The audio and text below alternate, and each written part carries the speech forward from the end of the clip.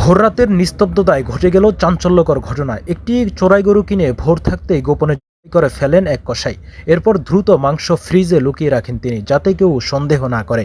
কিন্তু ভাগ্য বেশি দূর সহায় হলো না। সকালে গরুর প্রকৃত মালিক চুরি হওয়া গরুর সন্ধানে সেখানে এসে উপস্থিত হলে ঘটনার রহস্য ধীরে ধীরে প্রকাশ পায়। এলাকাবাসী বিষয়টি বুঝতে পেরে কসাইকে আটক করে।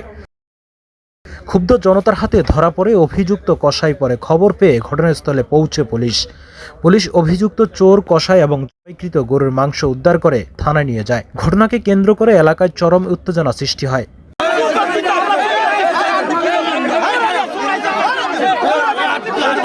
বাবা, আমি কথা বিলো করিয়া গাছ কাটছে গরু লেগে আমার মনেরা বদলা দিছে। ও বাবা, আমারে চোখে কাটছে, মুখে কাটছে, কত কাশি লাগার লগে নকুল বইরা গেছে রে বাবা।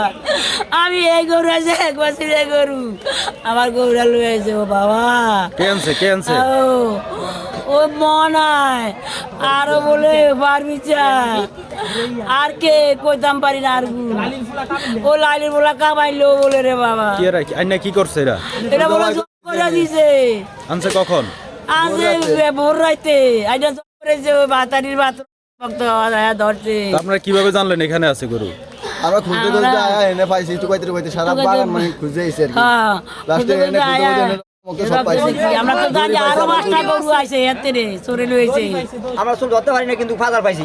হ্যাঁ এই মিলিয়ে যাওয়া করছে। মানে আমি পাইতে আসি না, অনেক টোকান টোকাছি পাইতে আসি না কোনো। আর নয় চোররা কইতে আছে এরই নিচে, এই বাইতে নিচে চোররা কইতে আছে, যে ধরছে হে কইতে আছে ওদের আরো 5টা নিচে এনে যাওয়া করছে। কি নাম? এখন নাম কইলো কি মনা, পারভেজ আর লোক কামাল। হলো বজলু। কি করে? বজলু চোর কষাগিরি করে, এই গরু চুরি করে আনে আর এমিলে যাওয়া করে, এমিলে বেচে।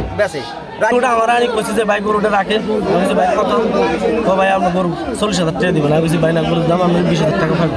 হ্যাঁ, পরে কথা পরে হিয়া গরু আমার একটা হিয়া সহকারে খারাপ গরু দিয়ে গেছে।